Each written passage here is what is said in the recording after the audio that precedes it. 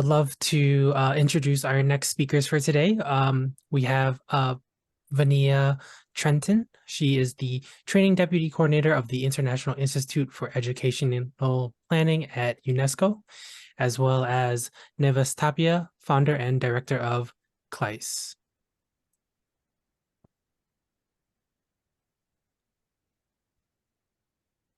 Buenas tardes, ¿cómo están? Es un placer para mí compartir con ustedes este espacio de trabajo, de reflexión.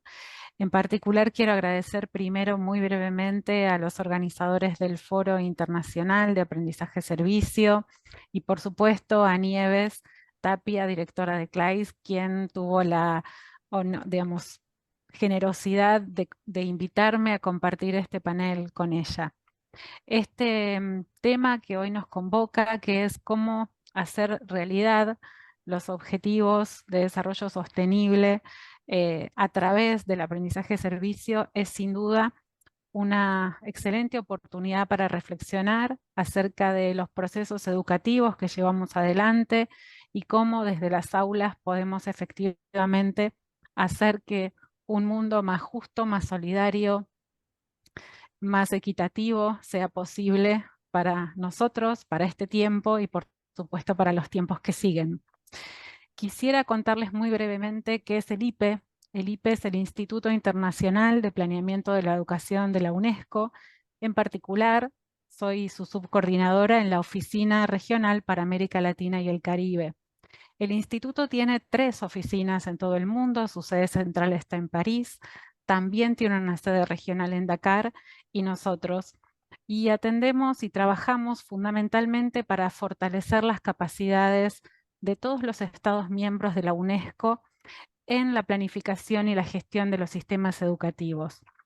Esto que parece una misión realmente enorme, grandilocuente, inabarcable, para nosotros es un hacer cotidiano y estos espacios como este foro son también una oportunidad para discutir, para reflexionar y para profundizar acerca de cómo modificar las prácticas educativas, tanto a nivel de la gestión como a nivel de los estados nacionales, como a nivel de la gestión, por ejemplo, de las instituciones educativas. Y encontrar en todos casos los puentes, los vasos comunicantes entre los distintos niveles. Nuestro marco de trabajo, por supuesto, al ser un organismo de la UNESCO, está enmarcado en la Agenda 2030, en particular en la descripción de los Objetivos de Desarrollo Sostenible y fundamentalmente en la Agenda Educativa 2030 que desarrolla muchas ideas, muchos lineamientos acerca de cómo podemos hacer realidad el objetivo de desarrollo número 4, que tiene que ver con el derecho a una educación de calidad para todas las personas en todos los momentos de la vida o para toda la vida. En particular, y para ya entrar al tema de esta breve presentación que queremos compartir y luego, por supuesto, dar la palabra a Nieves y generar quizás un espacio de intercambio, quisiera retomar los aportes de un documento muy importante que ha desarrollado la UNESCO, que es un documento que se denomina Reimaginar juntos nuestros futuros, un nuevo contrato social para la educación. Este documento, que fue elaborado por la Comisión Internacional sobre los Futuros de la Educación, comenzó a diseñarse en el año 2019 y tuvo la particularidad de surgir a partir de la opinión y la consulta que se realizó a más de 1 millón de personas. Creo que esto ya lo convierte en un documento especial y en un marco de trabajo especial, porque intenta recoger las voces múltiples y plurales de distintos países, de distintas funciones al interior de los sistemas educativos, recoge la opinión de los tomadores de decisiones, de quienes diseñan las políticas, de quienes las implementan, pero también de las escuelas, de los docentes, de las familias y de los estudiantes. Entonces, ya propone un marco de trabajo o un marco interesante para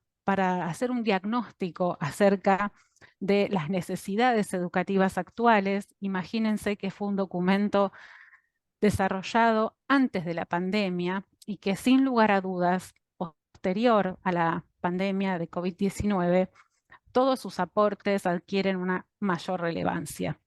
Este documento hace un diagnóstico quizás un poco dramático y difícil de escuchar, pero que nos parece importante retomarlo y que tiene que ver con que es necesario tomar medidas urgentes para cambiar el rumbo de nuestras sociedades, porque efectivamente, si seguimos por el camino que hemos trazado, dice el documento, nuestro futuro está en peligro.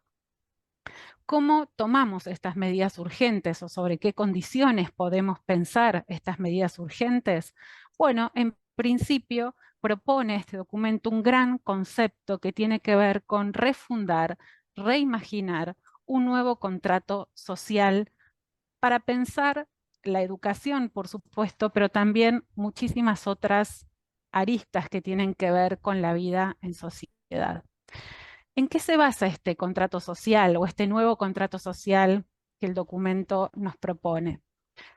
Básicamente a mí, bueno, propone muchas alternativas, pero básicamente me gustaría reconstruir una que hace mucho sentido a las discusiones que estamos teniendo en este foro. La primera de ellas tiene que ver con la idea de reconstruir las relaciones. Reconstruir las relaciones que efectivamente se diagnostican como quebradas, erosionadas o debilitadas. Estas relaciones, por supuesto que uno lo primero que piensa es las relaciones entre las personas, cómo nos miramos, cómo nos escuchamos, cómo nos atendemos, nos cuidamos o de qué manera lo hacemos eventualmente. Pero también propone el documento reconstruir nuestras relaciones como humanidad con el planeta, habida cuenta de que necesitamos construir prácticas que puedan sostener nuestra vida en el planeta, pero no solo la vida humana, sino también la vida animal, la vida vegetal, todo aquello que hace posible en definitiva nuestra propia vida. Y por supuesto las relaciones con la tecnología, porque hoy por hoy constituyen una nueva dimensión que atraviesa todas las situaciones de la vida en sociedad que van, por supuesto, desde la producción y circulación del conocimiento, pero también las formas de producción industrial, la energía, digamos, la sustentabilidad de los proyectos y de los países. Por supuesto que al ser un documento de la UNESCO, era esperable, pero sobre todo también es importante que se reafirme que el camino para poder realizar este contrato, para poder reconstruir estas relaciones, es la educación. Pero no cualquier educación, porque evidentemente, de acuerdo a este diagnóstico, la educación que estamos teniendo en este momento muchas veces no parece ser la solución, sino más bien parte del problema. Entonces, cuando el documento plantea que el camino es la educación, en realidad nos está interpelando a pensar una educación transformada, una educación diferente que pueda abrir otras posibilidades a la educación que conocemos hasta el momento. Quería traer, para empezar a desarmar esta idea de cómo imaginar una educación transformada, una imagen de una muestra artística de un artista argentino que se llama Leandro Ehrlich, que ha recorrido el mundo, pero que en particular esta foto fue tomada en el Museo de Arte Moderno de América Latina, el Museo Malva, así se llama, América Latina, y el Museo de Arte Latinoamericano de Buenos Aires.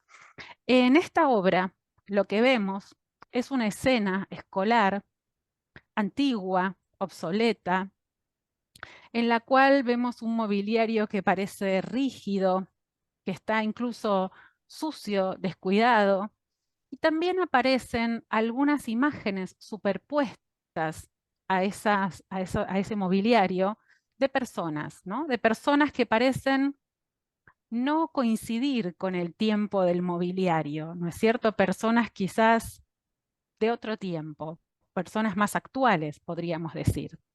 Bueno, esta obra está construida a partir de un efecto visual. Es una obra que se llama performática, es decir, que adquiere su sentido, que adquiere su completud cuando el público que observa la obra es parte de ella.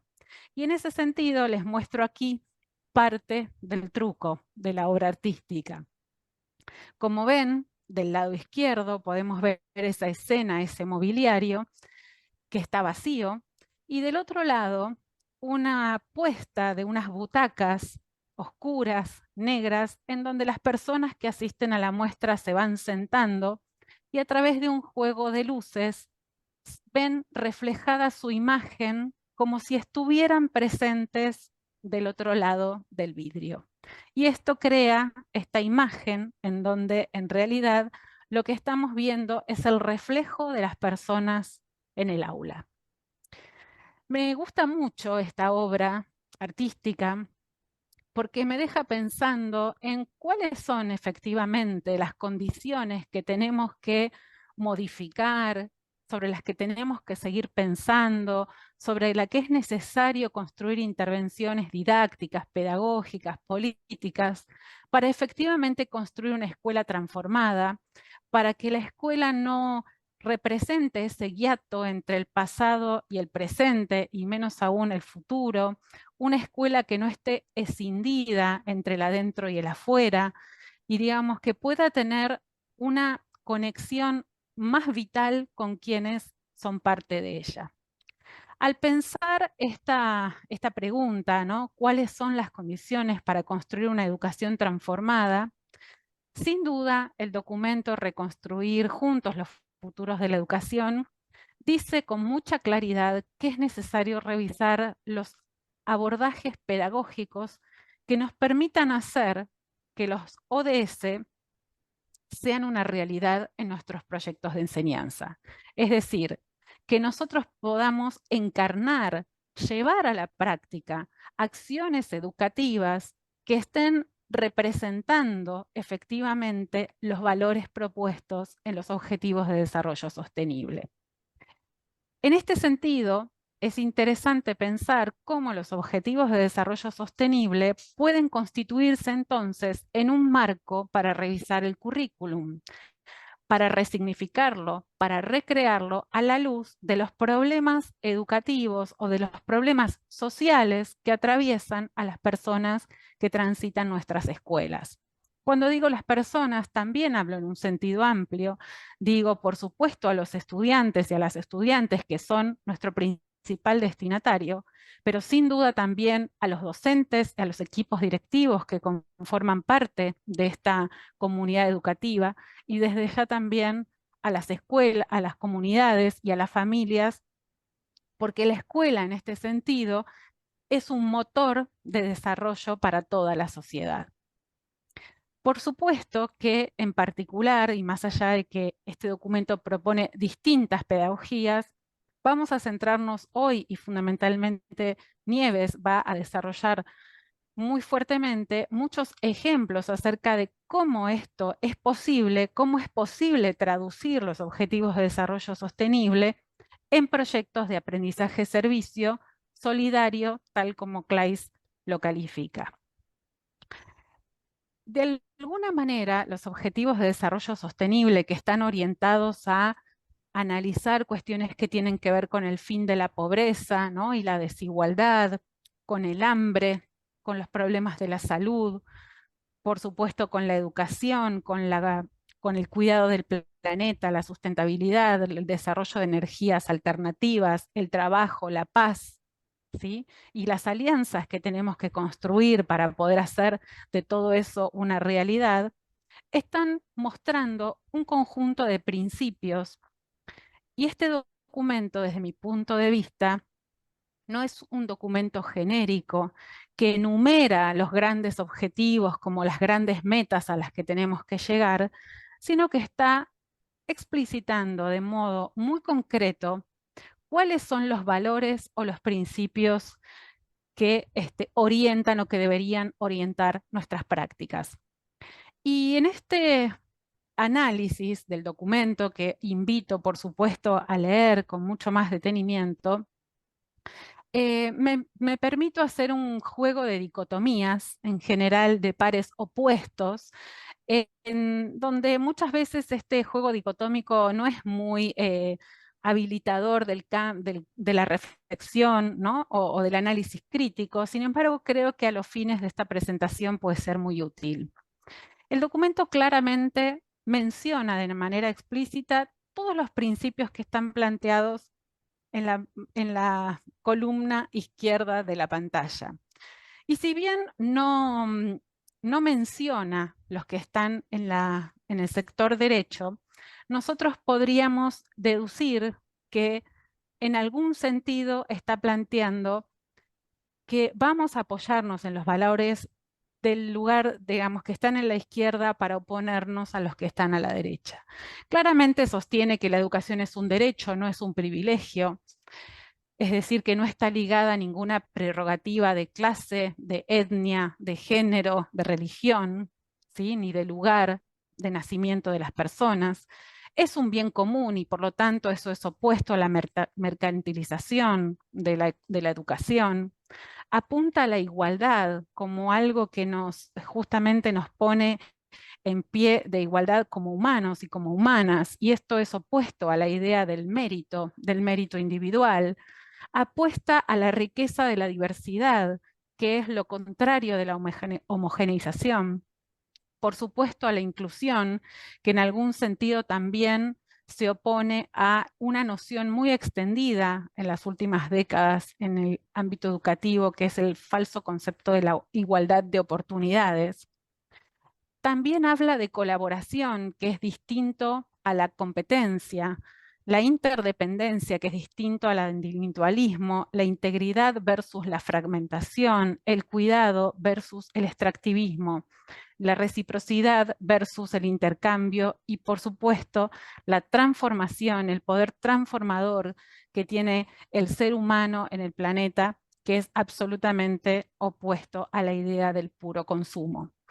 Creo que este documento nos está dejando muy claro cuáles son las bases, se podría decir, éticas sobre las que podríamos o deberíamos construir nuestras pedagogías en pos de reconstruir esas relaciones hacia un futuro diferente.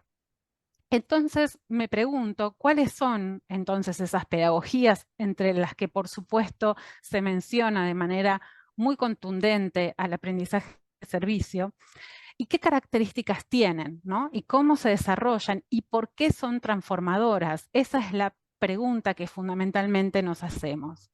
Me gustaría compartir muy brevemente, y con esto ya voy cerrando, algunas categorías que surgen de la investigación didáctica actual, fundamentalmente a partir de la investigación en formación docente.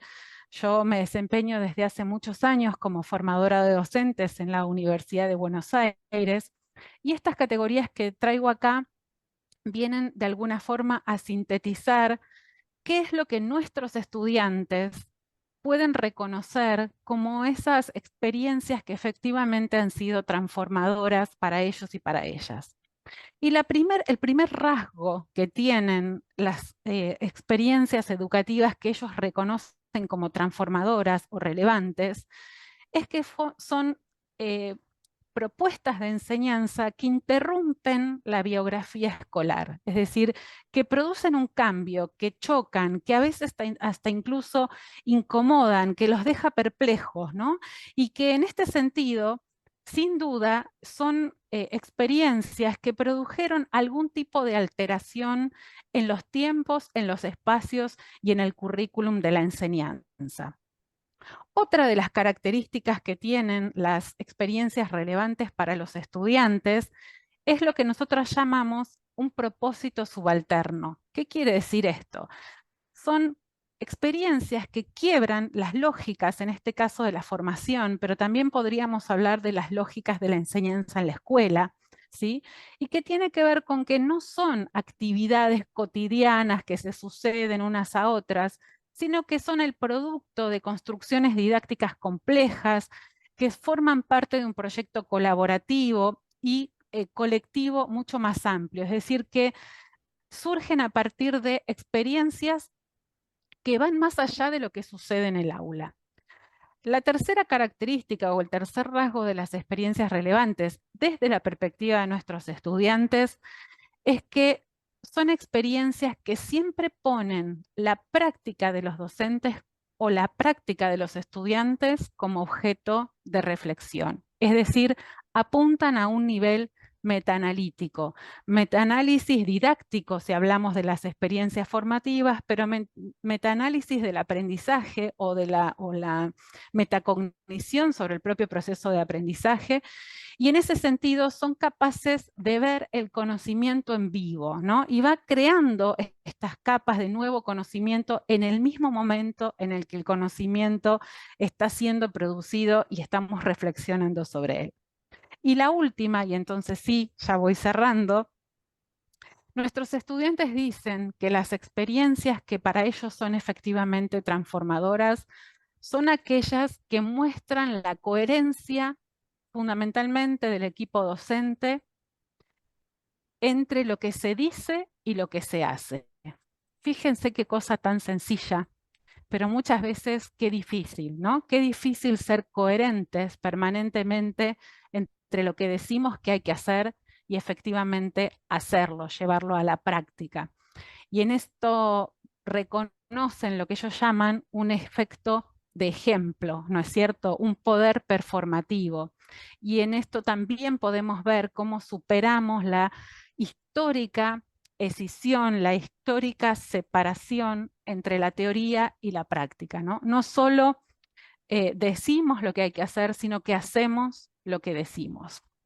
Me parece que con esto nos quedamos pensando para mí el documento y reimaginar juntos los futuros de la educación.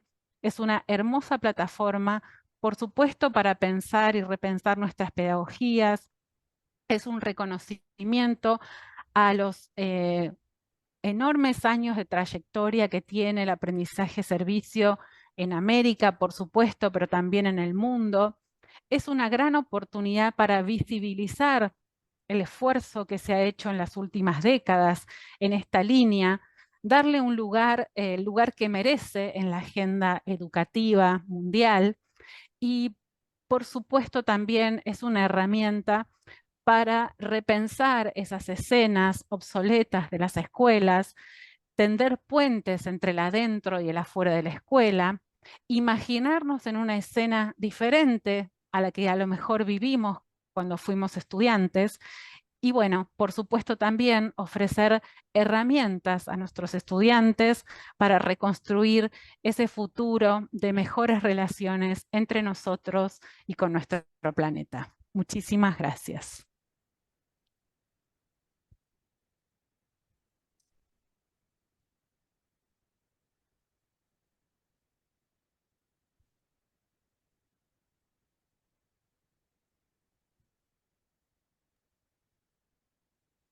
Thank you, Anina.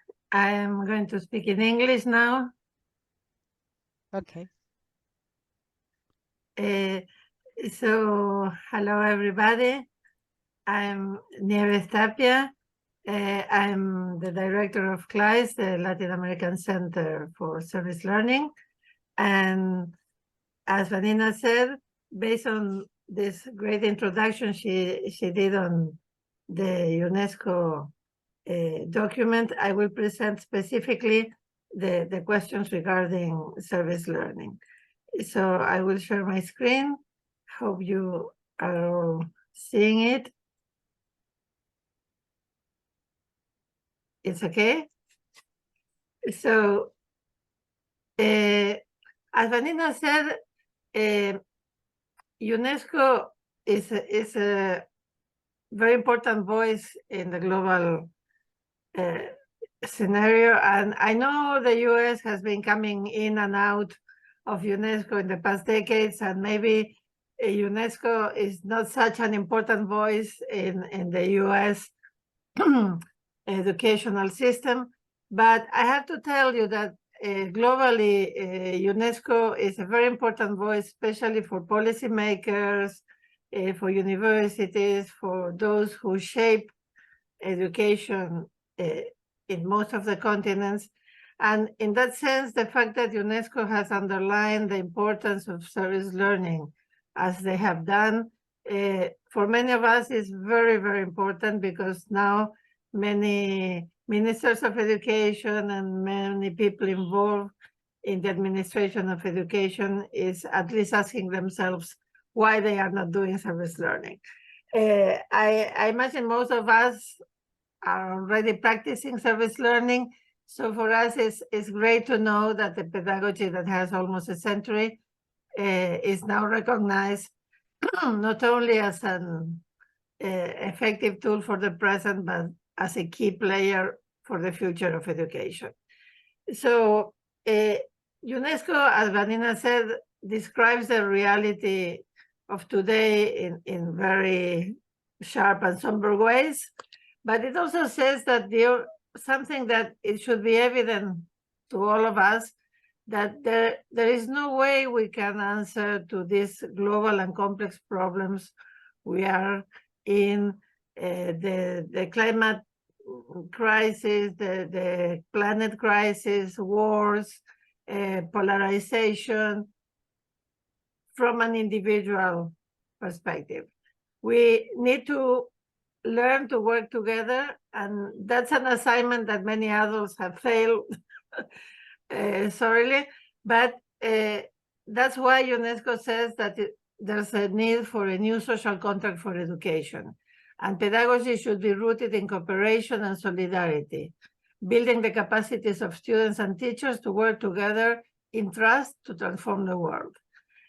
We know that our students doesn't need to memorize, as I had to do when I was in school, how high is the Everest, on which are the affluents of the Nile, because they can Google that. What they have to learn now is how to navigate this ocean of knowledge, false and certain, that the internet offers, and what to do about it. And that's why it's so important to focus in cooperation and solidarity. UNESCO also said, of necessity, these pedagogies require participatory, collaborative, problem-posing, and interdisciplinary, intergenerational, and intercultural learning. Well, as a teacher, when I read these kind of statements written by the big experts, my first question is how you do that.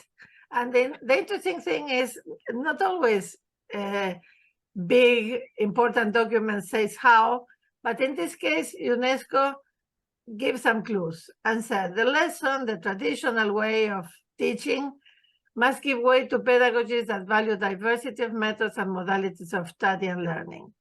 And they give 3 examples, 3 main roads to this education for the future.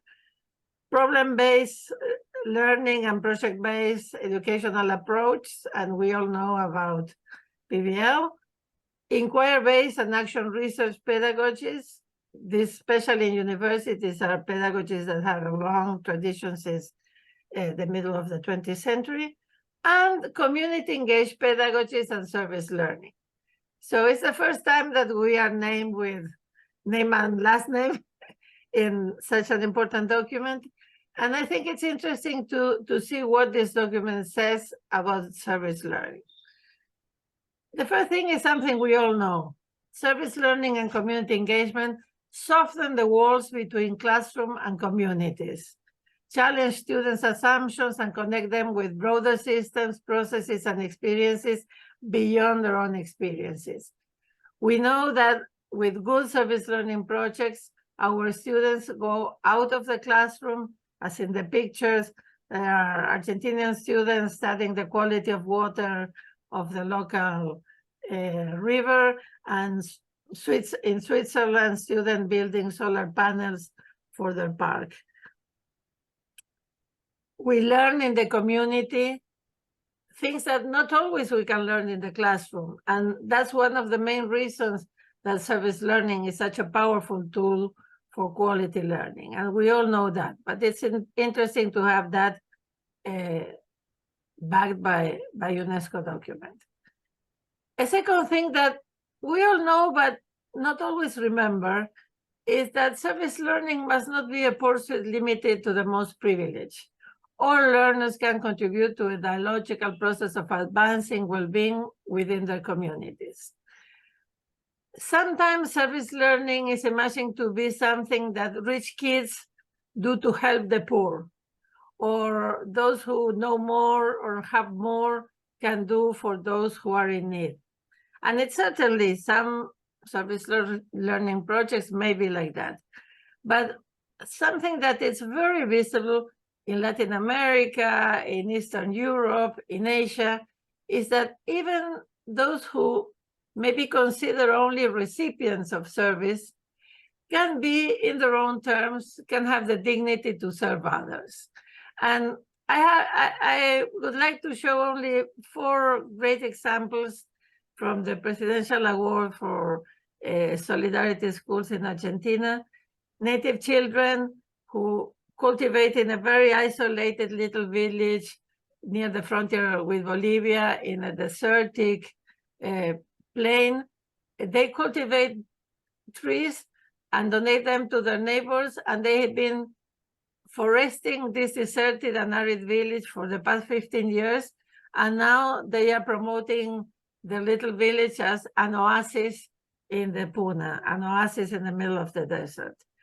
We have seen young people in jail writing Braille books for the blind library, and blind kids writing the signs in Braille for their city, so blind people can circulate in their city in an easier way. Kids with Down syndrome taking care of the gardens and the orchards in their city, and teaching other young people how to have a family orchard or a community orchard. Those examples said to us very powerful that what UNESCO document says is true, that all learners can contribute, and no matter how young, how poor, or how different you are, you can always contribute. And in that sense, I would like to stop just a minute to tell you about a program that made us very proud. We are developing with CLAES a program with the government in Uruguay, introducing service learning as part of the schooling of teenagers and young people who are in jail. And we have just published last week a small book on service learning in context of deprivation of freedom. In this example, teenagers are learning to be carpenters, to have a useful tool when they can be out of jail. And they are using those tools and those knowledge and skills to provide educational toys to rural schools. And listening to these kids who have been having very hard lives, and sometimes they think they are unable to do anything good, they discover the potential to do good, they discover the potential to be useful to others. And this is a dignity that no jail can take away from them, and they carry on when they go out. So that's just one example. Going to the center of the discussion today, as Vanina said, UNESCO is proposing the Sustainable Development Goals, not only as goals, but also as a way to develop the curriculum. And not only the goal around education that says students should be requiring the knowledge and competencies to build sustainable futures in an increasingly interdependent world. We know with service learning, we are helping to grow students as global citizens. But the interesting thing is, if we look at those 17 Sustainable Development Goals, we can say for sure that for each of those goals, we know service learning projects that are already working in one or more of these goals. And I took images from all around the world, and I don't have the time to explain each experience, but from hunger to the care of the planet, all the goals can be expressed through service learning projects. And in that way, we know that the Sustainable Development Goals are a framework around which we can structure service learning projects in an interdisciplinary way, so we can help student development their capabilities to advance the full range of goals. We are not only learning academic content. In service learning, we are learning how to change the world, how to make the world more sustainable. And in that sense, for those of you who can read Spanish, I invite you to read a book that was published a year and a half ago in Spain. It's called Service Learning and Sustainable Development, Reflections and Experiences. And it's a fruit of the Iberian American Service Learning Network, which was founded by NYLC and CLAES more than 15 years ago. And members of the network from all around Latin America and Spain provided reflections and experiences around how service learning can help fulfill the development goals. I would like to give you very quickly some examples. For example, this is a school in Patagonia in Argentina. Kids from kindergarten to high school are helping to reforest a national park after big fires. You had your big fires in California and other parts. Well, every summer we have big fires in this part of Patagonia, where hundreds and hundreds of acres of a prehistorical wood with native irreplaceable trees are burned every year because of climate change and tourists not caring about the environment. These kids have learned how to seed, how to collect the seeds of native species, how to grow them, and with the help of national park officers, they are planting these new trees and helping other schools donating their plants so they can all go and help the wood regrow.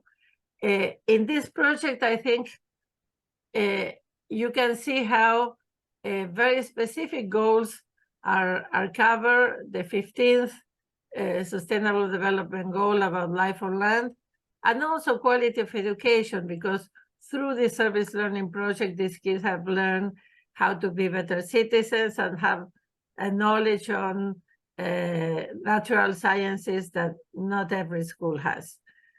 Another example from Spain,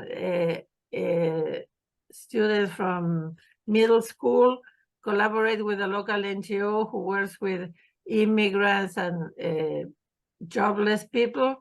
They help to make over an old convent, reconvert it into a hostel to provide help for local tourism. They are in the road of Santiago de Compostela, El Camino de Santiago, and so they can now host pilgrims and at the same time give jobs to immigrants and other excluded people. Kids have learned not only how to paint and sew and decorate, but they have also learned about pressing social problems in the community.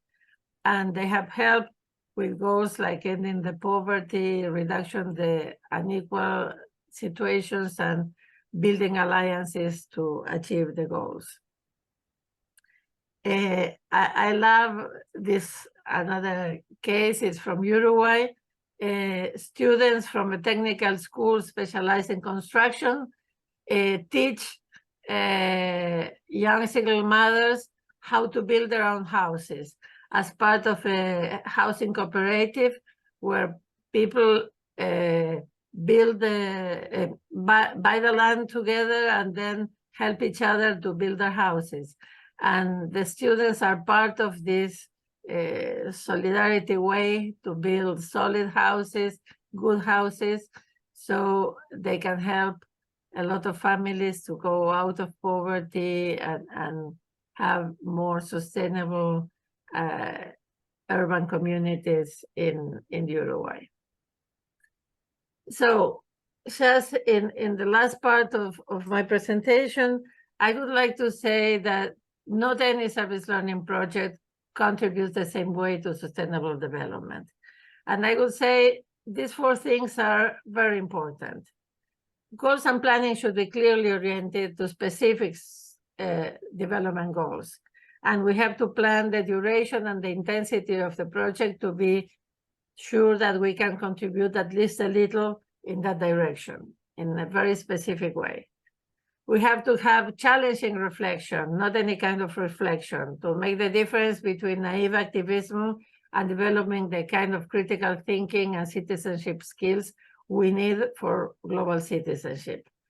We have to develop rigorous research and learning if we want to be effective. Not any kind of learning knows how to transform reality.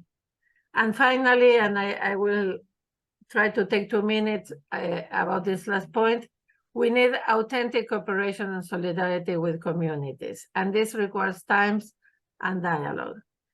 UNESCO says something we all know by experience, that service should be free of paternalism, that it's vital that students approach service with a spirit of humility, ready to learn from the community and not only to give. And in that sense, I think we have to always overcome two specific temptations. The temptation of falling in parachute in the community because we are in a hurry, because we want to do a project, but we don't have so much time. So we don't take the time to know the community, to listen to them, to find out what are their needs. And many times with the best of intentions, we give the community what we think they should be needing and not what they really need.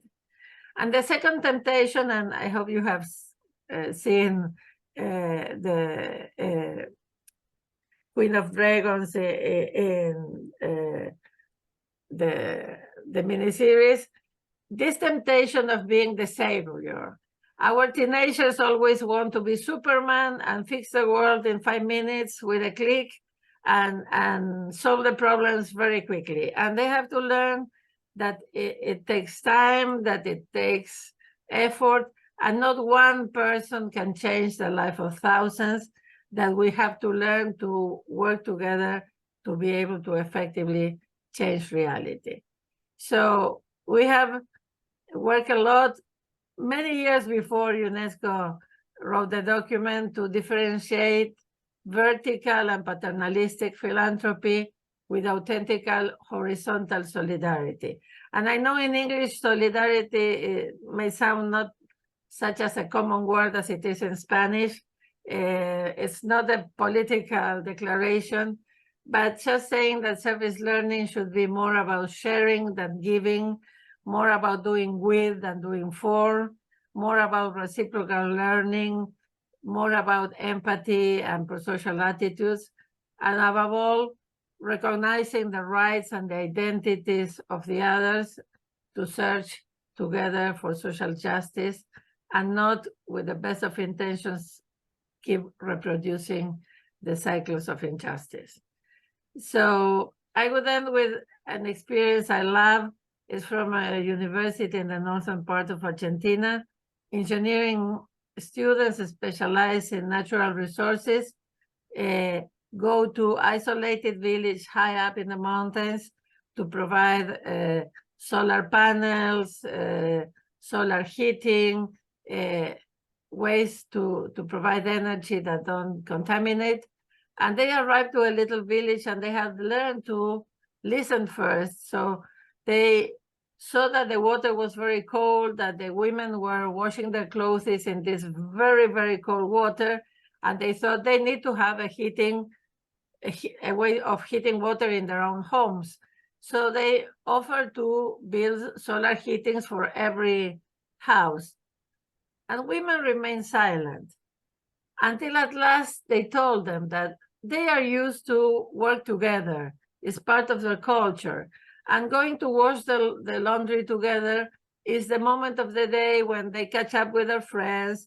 They talk about the last events, the last news in the family. And now these kids from the city were coming and asking them to keep locked in their houses for washing the clothes.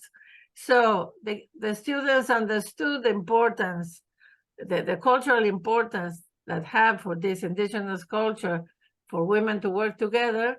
So they put solar energy in the houses, but they also build a communal laundry house where they can still wash their clothes together, but with hot water. I love the way they were able to reframe and rebuild the plans they had done to be open to work with the community and what the community really wanted. So as UNESCO said, we all know service learning has the potential to enlist solidarity as a central principle to problem-solving pedagogies, rather than favoring the solutions which are simply the most experienced or self-interested. What we were saying, sometimes we do the service that it's comfortable for us, but not what the other really needs. So I would like to quote Martin Luther King: even if the world is full of bad news, we want to still plant our apple tree of service learning. And I believe that we are helping the world not to go to pieces, one service learning project at a time.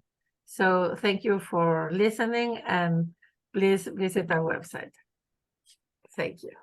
If there's any questions, anyone feel free to unmute and or put a message into the Q&A chat. Madison? Yes, hello. I'm Madison. I live in Maryland, Frederick, Maryland. It's a pleasure to be a part of this meeting. Thank you, Nieves, for your words. And I may be a little ignorant on some subjects, but when it comes to colonization and the monopolization of resources, how exactly does the state, or quote unquote, the owners of real estate, not take the responsibility? If they are the landowners, where does their part play into the declination of climate and the environment and the well-being of people and communities? We don't claim service learning replaces the role of governments. And it's the responsibility of governments to be sure that land is well used and resources are well distributed. And at the end of the day, it's the government's responsibility to take care of the climate change and all the problems. From our point of view, what we are doing is educating citizens that can influence governments, influence companies, and when they become owners, be more responsible.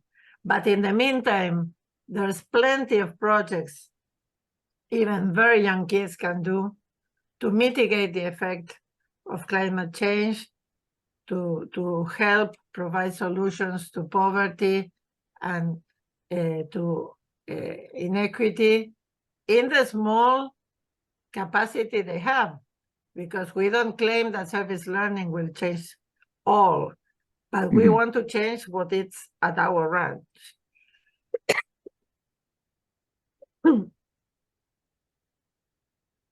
Thank you.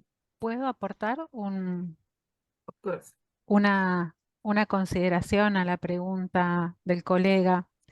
Me parece muy importante poner luz sobre esta diferenciación entre el hacer de los particulares, podríamos decir, y el hacer de las políticas públicas en lugar del Estado. En particular, justo porque nuestro instituto, en su misión de acompañar a los Estados miembros en el desarrollo de políticas, justamente estos organismos como UNESCO, el Instituto Internacional y otros tantos, ¿no es cierto? Tenemos la misión de alertar acerca de estos riesgos. donde muchas veces se transfiere la responsabilidad a las personas cuando en realidad estamos hablando de un derecho, ¿no es cierto? En un derecho en donde los estados tienen que ser garantes. Y en ese sentido, el marco de las políticas públicas es siempre el marco. Por eso, tanto el documento de la Agenda 2030 como la Agenda de Educación 2030 y el documento que hoy presentamos con Nieves, que es el de reimaginar juntos los futuros de la educación, representan un marco de valores hacia el cual las políticas públicas deberían orientar sus esfuerzos en articulación con todos los sectores de una sociedad. Quiero recuperar acá una idea muy fuerte que planteó Nieves, y es que ninguno de estos problemas hacia los cuales queremos atender con los ODS se pueden resolver ni individualmente ni desde un solo sector. Son problemas muy complejos, muy arraigados en la interacción entre distintas variables y en ese sentido requieren de un abordaje integrado, intersectorial, con acuerdos interinstitucionales, y por eso el ODS 17 habla justamente de la necesidad de las alianzas estratégicas para hacer frente a los problemas que tenemos como humanidad. Y quiero ligarlo con una pregunta que vi en el chat de preguntas y respuestas, y es ¿qué lugar tienen las escuelas? Bueno, las escuelas forman parte de esta trama de la sociedad civil. Dependiendo de los marcos normativos de los países, las escuelas tienen mayores o menores niveles de autonomía en el desarrollo de sus proyectos, pero sin duda tienen un rol clave, fundamental, porque es ahí donde se encarnan las prácticas transformadoras de las que hablamos cuando hacemos referencia a estos documentos. Decir que queremos una educación para la paz suena muy bonito, suena muy bien, seguramente todos estamos de acuerdo, pero la educación para la paz se hace diariamente en las escuelas a través de las interacciones entre las personas, con los contenidos con los que enseñamos, con las formas a través de las cuales enseñamos. Y por supuesto también los contextos. Por eso es la importancia de pensar siempre lo micro y lo macro en permanente relación. Espero con esto haber aportado una vuelta más al debate. Muchas gracias.